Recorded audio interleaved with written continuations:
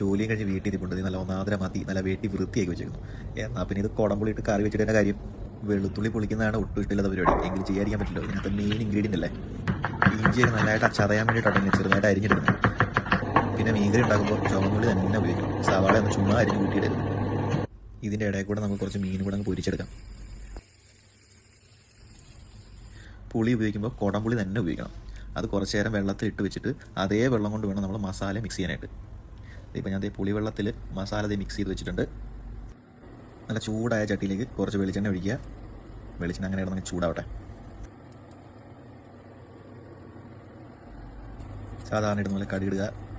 കടുകും കിടന്ന് പൊട്ടട്ടെ. അടുത്ത മെയിൻ സാധനമാണ് ഉലുവ.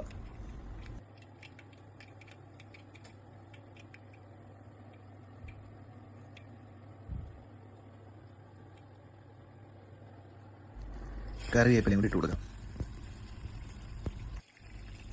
ഞാൻ നേരത്തെ പറഞ്ഞ ഇഞ്ചി വെളുത്തുള്ളി എല്ലാം കൂടെ ചതച്ച് ചേർത്തിട്ടുണ്ട് കേട്ടോ. നല്ലതായിട്ടൊന്ന് മൂപ്പിച്ചെടുക്കാം. നമ്മുടെ മീൻ വറുത്ത് ഇപ്പോൾ ഏകദേശം ഈ പരുവായിട്ടുണ്ട്. അതിന് കുറച്ച് നേരം കൂടെ ഒന്ന് ഇരിക്കട്ടെ. മീൻ വറുത്തതിൻ്റെ കാര്യം പറഞ്ഞപ്പോൾ വേറെ 2 കാര്യം വിട്ടുപോയി. ഇതിനിടയ്ക്ക് ഞാൻ ചുമന്നുള്ളി ഇട്ടിട്ടുണ്ട്.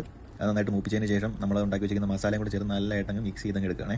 ഇതിൻ്റെ കൂടെ ആവശ്യത്തിന് പുളിവെള്ളം എക്സ്ട്രാ എത്രയാണ് വെള്ളം വേണ്ടത് അതും പുളിയും കറിവേപ്പില എല്ലാം കൂടി ഇട്ടിട്ട് തിളപ്പിച്ചെടുക്കണം. എന്തായാലും സാധനം തിളച്ചിട്ടുണ്ട്. ഞാൻ മീൻ അതിനകത്തേക്ക് ഇടുകയാണ്.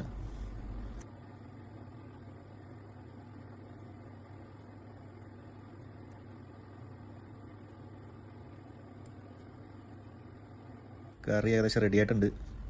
ഒരുപാട് നമ്മൾ തിളപ്പിക്കാതിരിക്കുന്നത് നല്ലത്. കാരണം മീനൊക്കെ ഉടഞ്ഞു പോകും. അതുകൊണ്ട് അധികം തിളപ്പിക്കേണ്ട. അതിൻ്റെ മുകളിലൂടെ കുറച്ച് പച്ചവെളിച്ചെണ്ണയും കൂടെ ഒഴിച്ചിട്ട് ഒന്നുകൂടെ അടച്ചങ്ങ് വെക്കുക. സ്റ്റൗ ഓഫ് ചെയ്യുക. കറി റെഡി. ഈ മീൻചാറും 2 കഷ്ണവും കൂട്ടി നല്ല ചോറ് അല്ലെങ്കിൽ നല്ല മാത്രം വെന്ത കപ്പ. ആഹാ.